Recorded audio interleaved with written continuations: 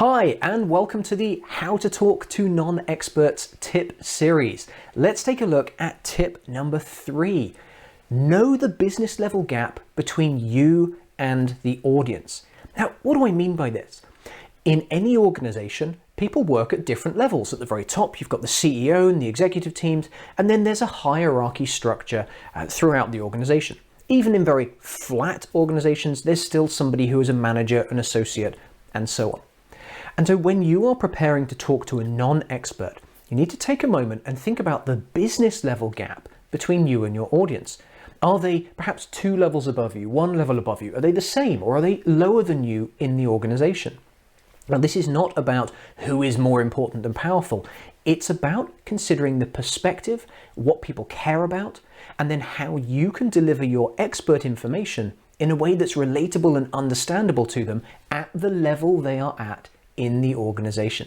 Remember, people at different levels care about different things. For example, managers talking to executives would deliver a different message from a manager talking to an associate.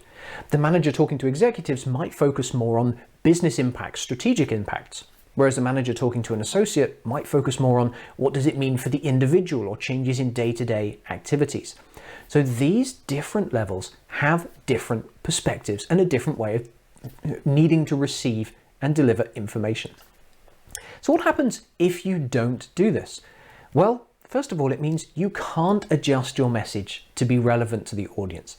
If you don't think about the difference in business level, you're not going to be thinking about what do I need to change to make my message more relevant to that particular audience. You just can't do it if you haven't thought about it. And what does that lead to? Well, frustration and confusion. We're seeing these results time and again throughout these tips. And when you have frustration and confusion, generally you're not going to get what you need. So if you're talking to a non-expert, you're looking for a particular outcome. You're wanting them to do something, to understand something, make a decision, agree to fund your proposal, whatever it happens to be. If they are frustrated and confused, you're not likely to get the positive outcome that you need from that interaction. So how do you do this? It's all very well to say, consider the level, but how do you actually do it? Well, fortunately, it's quite simple. First, count the levels between you and the individual. And if is it 1, is it 2, is it more than 2? And then adjust your message. Seems a little simplistic, but this simple act of stopping for a moment and saying, they are higher than me in the organization, they will probably care about different things, and then adjusting your message to take that into account is going to increase the chances that you'll deliver your message successfully. Now let's take a look at an example.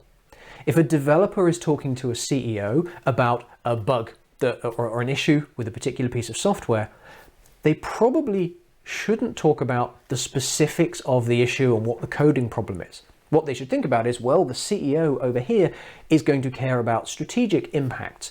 So what does this bug mean? It means a delay to the software release, which means the new product can't launch on time. That's more likely to be something the CEO cares about. Or we've discovered a problem, all our users can't log in and the business is shut down for the whole day. That's going to be a CEO level problem rather than a let me talk to you about the specifics of the bug.